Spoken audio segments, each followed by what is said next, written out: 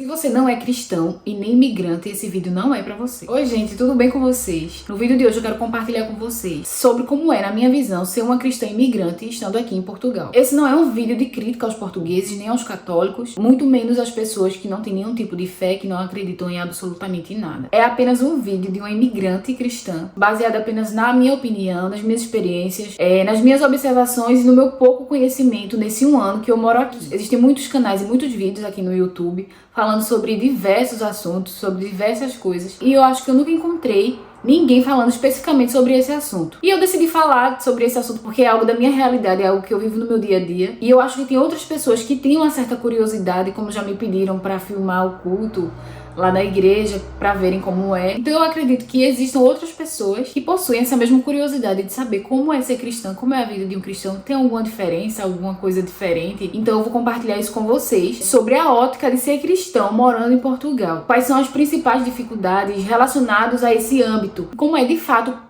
congregar, encontrar uma igreja, se existe um certo preconceito com os cristãos protestantes, como é a evangelização em praça pública, e é sobre isso que eu quero falar com vocês nesse vídeo de hoje. A primeira dificuldade é encontrar uma igreja, principalmente em cidades menores. Eu tô aqui em Portugal há um ano, e eu acho que existe uma certa dificuldade em encontrar uma igreja, principalmente quando se trata de uma cidade pequena, como é aqui Tondela. Até tem algumas igrejas, mas inicialmente, como a gente não conhece nada, né, recém-chegado, a gente não sabe onde ficam as igrejas evangélicas, e geralmente elas estão mais próximas ao centro. E isso é um pouquinho perigoso, porque se existe uma demanda de pessoas brasileiras, de cristãos brasileiros, procurando a igreja, se há essa demanda, há também o risco de pessoas mau caráter, de pessoas mal intencionadas, se aproveitarem dessa demanda, se infiltrarem no meio, né, e abrirem igrejas para se aproveitarem da fé das pessoas. Quando eu falo da fé das pessoas, é com objetivos monetários, porque existem pessoas mau caráter, pessoas mal intencionadas em todos os meios. Então, o congregar, o fazer parte de uma comunidade cristã se torna mais dificultoso, primeiro porque é difícil encontrar uma igreja evangélica em cidades pequenas.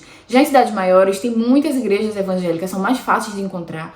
Aqui na minha rua tem duas igrejas, que é a igreja que eu faço parte e uma outra igreja, que eu acredito que também seja igreja de estrangeiros ou de portugueses, eu não sei informar, mas eu já percebi que portugueses frequentam essa igreja e pessoas de origem africana, que podem ser de Cabo Verde, São Tomé, Moçambique, Angola. Então aqui na minha rua tem essas duas igrejas. A nossa igreja é bem próxima de casa, dá pra gente ir e voltar andando. E aqui pertinho existem essas duas igrejas. Mas lá pro centro existem mais algumas, inclusive tem até uma igreja universal lá, tem um Verbo da Vida também, igrejas brasileiras. Agora, igreja portuguesa, eu não vi ainda. A não ser essa outra igreja que eu tenho dúvida se é uma igreja também de estrangeiros ou se é uma igreja realmente de cristãos portugueses. Eu não tenho certeza porque eu não visitei a igreja, eu não tenho como dizer. Então, no meu ver, se você vai para um interior, para uma aldeia, onde os arrendamentos são mais baratos, geralmente as pessoas procuram casas em aldeia. Se você vai para uma aldeia, se você vai para o interior, para uma cidade menor, encontrar uma igreja evangélica pode ser ou não mais difícil. Então, já existe essa dificuldade, você ainda tem que avaliar se aquela igreja realmente é uma igreja séria, se as pessoas que estão à frente daquela instituição não são pessoas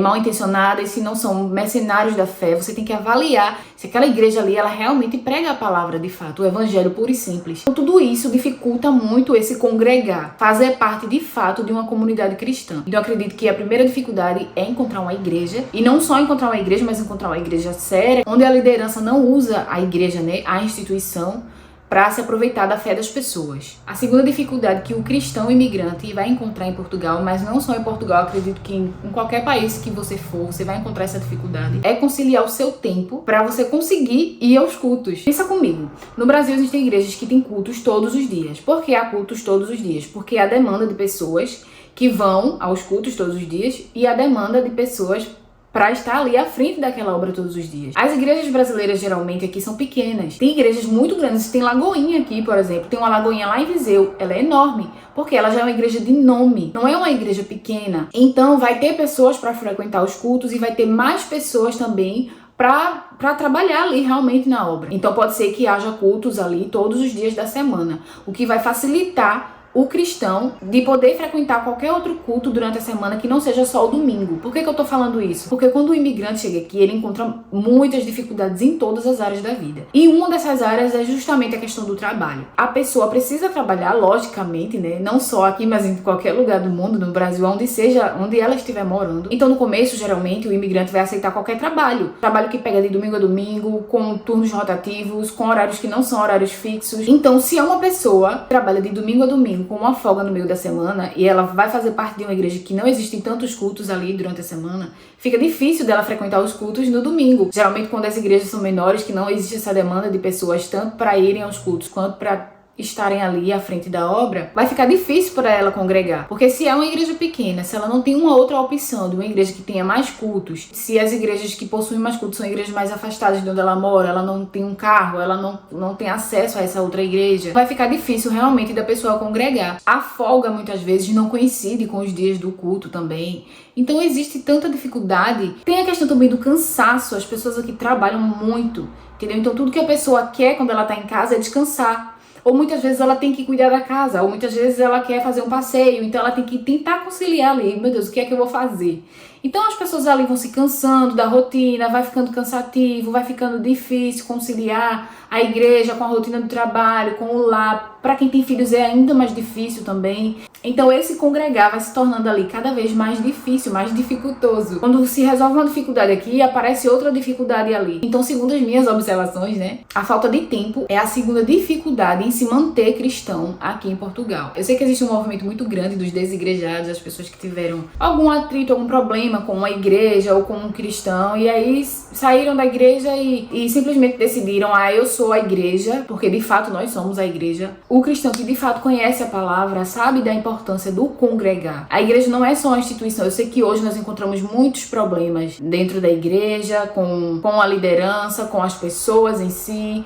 São muitas frustrações, muitas decepções, muitas pessoas prostituindo a igreja, prostituindo o evangelho. Só que a igreja não é isso. Atualmente foi se perdendo, sabe, o verdadeiro sentido da igreja. As pessoas estão tão preocupadas com congressos, com festividades, com os grupos dentro da igreja, estão se esquecendo das pessoas fora. Estão esquecendo até do próprio irmão que tá ali do seu lado, padecendo. E você tá focado em tanta coisa, no seu eu,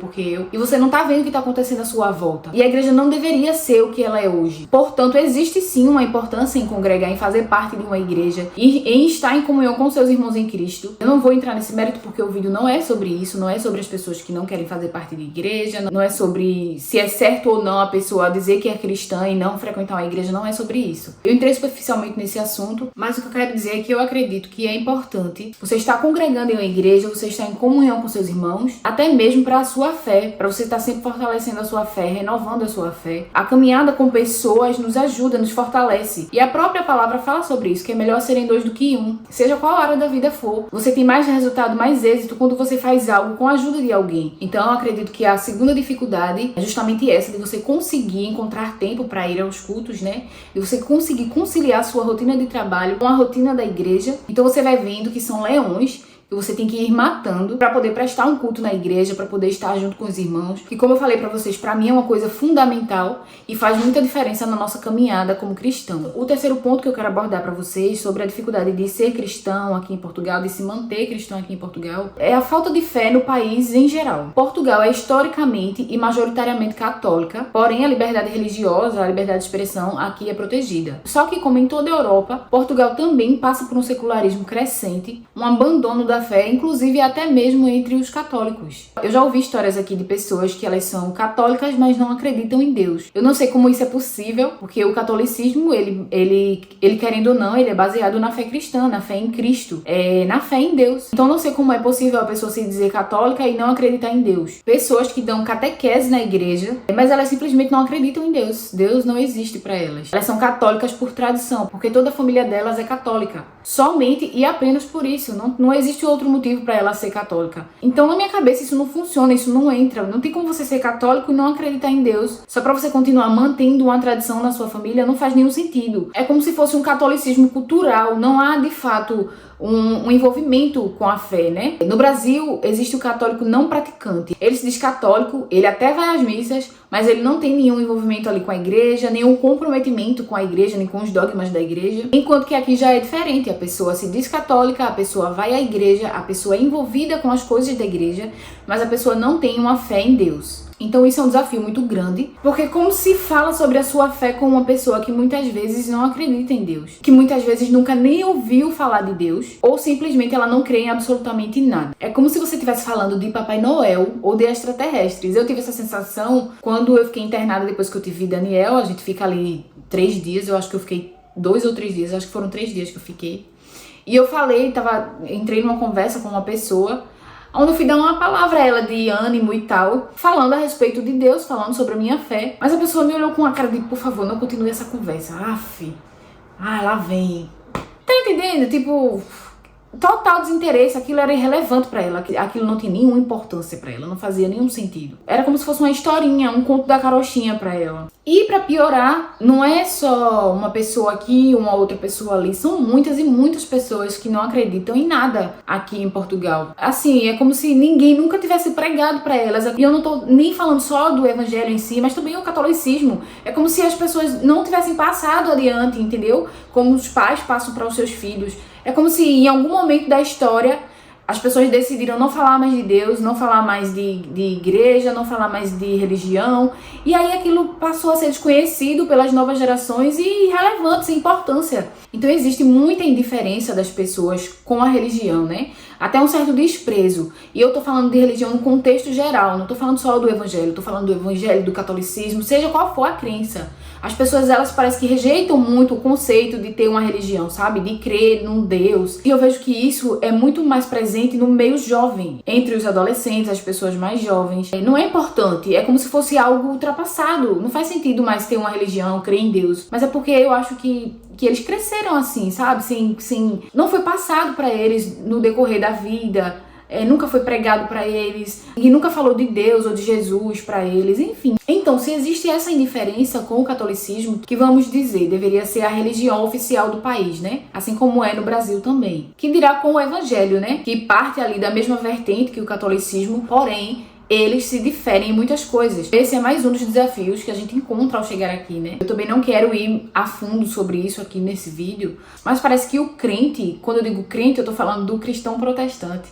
Parece que o crente aqui, ele é visto como, sei lá, uma pessoa anormal, né? Uma pessoa diferente. De fato, nós somos diferentes, mas não é bem visto, entendeu? Acho que também pela má fama que a igreja evangélica acabou tendo por causa de tantos mercenários da fé, de tantos pastores aproveitadores, né, da fé alheia, que enriqueceram às custas da igreja. Então acabou que generalizou. A igreja evangélica, ela ficou mal vista por causa desses episódios aí que aconteceram, que não foram poucos, inclusive eles continuam acontecendo na nossa atualidade. Então, se ela é mal vista no Brasil, porque ela é mal vista no Brasil também, eu conheço muita gente lá que, porque o pastor é ladrão, porque a igreja evangélica é isso, porque a igreja evangélica é aquilo, então com certeza há aqui também. E nisso, o Brasil é um país em que ele tem crença, em que ele tem fé. Mesmo que o brasileiro em si, ele nem frequente a igreja, mas sempre você vai encontrar eu tenho fé em Deus. Eu não vou pra igreja não gosto de igreja, não sei o que, mas eu tenho fé em Deus. Sempre você vai encontrar um assim. Aqui já é mais fácil você encontrar uma pessoa que não tem nenhuma relação com a igreja, que não tem nenhum tipo de fé, que não acredita em nada, é uma pessoa ateia, né? Acho que a gente pode classificar como ateia. Ou como uma pessoa desconhecedora de qualquer tipo de religião. Porque às vezes não é nem que a pessoa não crê, é que às vezes a pessoa nunca ouviu falar, né? Nunca foi inserido aquilo no contexto de vida daquela pessoa. Então ela não sabe, ela não conhece. Então a terceira dificuldade para o cristão, eu acredito que não só em Portugal, mas em qualquer país do mundo, é a falta de fé das pessoas. Eu acho que o Brasil é um país de fé, de fato. E eu vejo que aqui não é só em Portugal, inclusive eu acho que Portugal, da Europa, é um dos melhores países em relação a isso. Na França é 1000 vezes pior. Segundo relatos de pessoas cristãs que moram lá. A Alemanha também. Nossa, Portugal ainda acho que é o melhor país da Europa nessa questão em que a gente acabou de abordar. O quarto ponto que eu quero abordar com vocês sobre ser cristão em Portugal tem justamente ligação com o ponto anterior. Como eu falei pra vocês, Portugal tem passado por um secularismo crescente e isso faz com que a sociedade portuguesa ela avance, né, para posturas liberais em questões éticas e morais, como o aborto e a eutanásia, por exemplo. Aqui é legalizado e é super comum, enquanto que no Brasil estão caminhando devagar, mas não tanto, para ter uma postura parecida com a de Portugal em relação a essas questões. A diferença é que lá a comunidade cristã é forte. A fé ainda é um dos pilares da sociedade do Brasil. A comunidade cristã ela ainda tem poder de decisão, ela ainda luta, ela ainda combate aquilo que vai de encontro com a sua fé, com os princípios da sua fé, com aquilo que ela acredita que é imoral para o país, que querendo ou não vai afetar a vida dele como cidadão. Aqui a sua fé já não tem tanta relevância.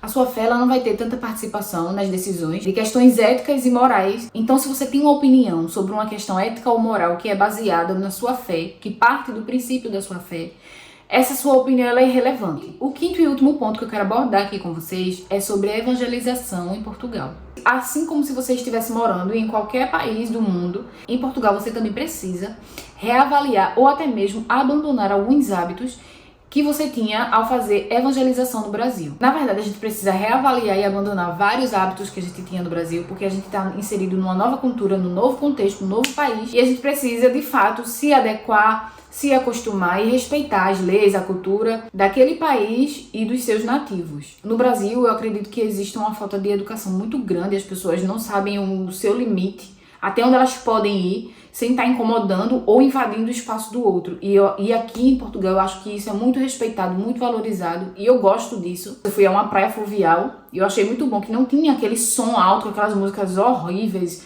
escrotas, que nós somos obrigados a escutar quando estamos numa praia no Brasil. E no Brasil tem lei pra isso, mas não tem fiscalização. Então do que vale ter uma lei e não ter fiscalização, né? E então isso é muito valorizado aqui em Portugal, essa questão do limite da educação. Você não pode ultrapassar o limite do outro, e você paga por isso, literalmente, você é multado por isso. E não é só de boca, a lei existe e ela é aplicada. Então, assim como nós precisamos nos adaptar a tantas outras coisas, como imigrantes que somos, que temos que respeitar, né, como eu já falei, as leis do país, a cultura do país, evangelizar, como no Brasil, também precisa ser reavaliado. Eu não sei se em toda a Europa é assim, eu acredito que seja também. Você não pode fazer o que você quer, você não pode colocar um som super alto nas alturas a hora que você quiser, porque você tá dentro da sua casa. Se o seu vizinho lhe denunciar, a GNR bate na hora na tua porta.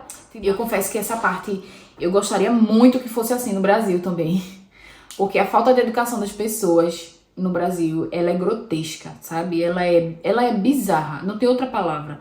As pessoas se sentem no direito de fazer o que querem, na hora que querem, como querem, do jeito que querem, com quem querem, e não estão nem aí. As pessoas não se importam com o espaço do outro, com o limite do outro, não respeitam nem que na vizinhança existem crianças, né, que precisam dormir. Nossa, na minha rua eu tinha vizinho que o sonho ia até 5 da manhã. Isso começava o quê? 5 horas da tarde do dia anterior e ia até 5 da manhã, ligado nas alturas, ali ó, na tua cabeça, no teu juízo, dum, dum, dum. E é normal. O anormal, o errado é você ligar pra polícia e denunciar. Aí sim é o errado. Aí isso é considerado errado. Então essa do som é uma das milhares de questões que envolvem a educação do brasileiro. O brasileiro, eu acho, muito mal educado. Muito, muito mal educado.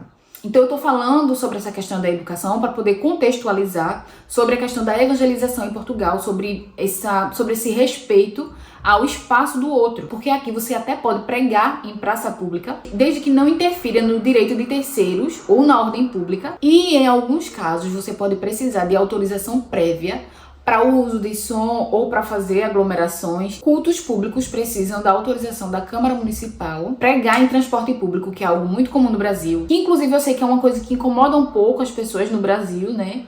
Aqui também incomoda. Você tá voltando cansado do trabalho, você só quer voltar para casa em silêncio. E isso me incomodava também, mas não era só pregadores, né? Era qualquer outro tipo de incômodo que fosse atrapalhar o silêncio da viagem, enfim, qualquer coisa desse tipo, dessa natureza, me incomodava também. Mas eu sei que muitas pessoas ou foram alcançadas ali numa pregação no ônibus, ou receberam uma palavra de conforto, de ânimo, de consolo, ali naquela simples pregação dentro do ônibus que estava ali me incomodando. Então eu sei a importância do ID, entendeu? De levar a palavra em tempo e fora de tempo. Mas eu não vou mentir que era uma coisa que realmente me incomodava. Então pregar em transporte público aqui é até permitido, porém não é visto com bons olhos, justamente por estar perturbando a privacidade dos passageiros. E não é só um ou outro que se incomoda, acho que a maioria se incomoda, né? Então tudo que você estava acostumado a fazer no Brasil, nessa questão de evangelização, você precisa estar sempre ali reavaliando, você precisa estar sempre se readaptando ao novo país que você escolheu para morar, no meu caso, Portugal. Então a gente não pode fazer como no Brasil, pegar um som, colocar em qualquer lugar e começar a cantar ou começar a pregar. Você pode levar uma multa, se acabar numa confusão você pode ir preso. Então você precisa se autoavaliar. A forma que você evangelizava no Brasil já não é a forma que você vai evangelizar aqui em Portugal. E eu arrisco até a dizer que a melhor forma de você evangelizar aqui em Portugal é com a sua vida. É dando um bom testemunho, sabe? Que é uma coisa que é negligenciado por nós cristãos muitas vezes. E como eu já falei pra vocês anteriormente, as pessoas que não conhecem a Deus, ou que nunca ouviram falar, ou que não creem em Deus, nós precisamos ter olhar de amor com essas pessoas. essas pessoas que não conhecem a Deus, ou até mesmo as que não creem em Deus, elas são sedentas de Deus, elas são sedentas de amor, elas são sedentas de uma palavra de conforto, de consolo, de ânimo na vida. Muitas pessoas são depressivas, a depressão é muito grande aqui na Europa. Então acredito que a sua vida vai ser o melhor testemunho que você pode dar. As pessoas, elas não querem só ouvir palavras, sabe? Só o que sai da boca. Elas querem ver milagres, elas querem ver a presença de Deus na sua vida, sabe? Elas precisam testemunhar coisas impossíveis na sua vida. Elas precisam, de fato, verem Deus através da sua vida. Então, eu acho que mais importante do que evangelizar com a boca, aqui é evangelizar com a sua vida, com o seu testemunho de vida. Então, se você é cristão, se você vai evangelizar e você está ferindo algum desses princípios, né? Se você está ferindo leis, se você está sendo mal educado com as pessoas, você vai estar dando mau testemunho. Se você estiver invadindo o espaço do outro, ao invés de você trazer ele pra você, você vai afastar, você vai repelir. Então, uma pessoa que já nunca ouviu falar de Deus, ou que ela não acredita em Deus, aí é que ela não vai querer mesmo ouvir sobre Deus, sobre Jesus, sobre salvação. Então, existe essa importância de você se readaptar, de você reaprender a viver. E isso tudo que eu falei são desafios que você vai encontrar na sua caminhada como cristão e imigrante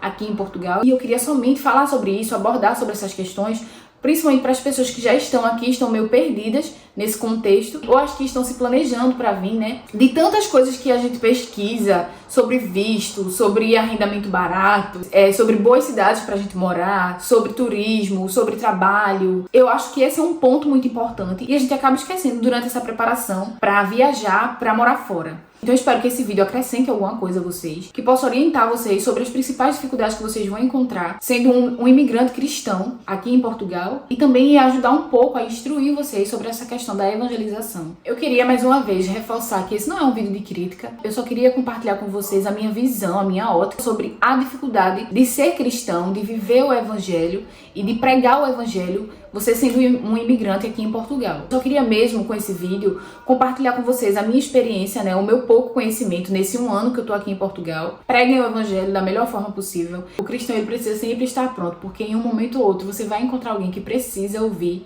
as boas novas do evangelho. Deus vai colocar alguém no seu caminho que precisa ouvir a verdade do evangelho, a verdade da cruz, que vai precisar de uma palavra de conforto, de ânimo, de consolo, ou até mesmo um direcionamento. Então esse foi o meu objetivo com esse vídeo. Fiquem com Deus, um beijo no coração de vocês, fiquem na paz e até a próxima. Tchau!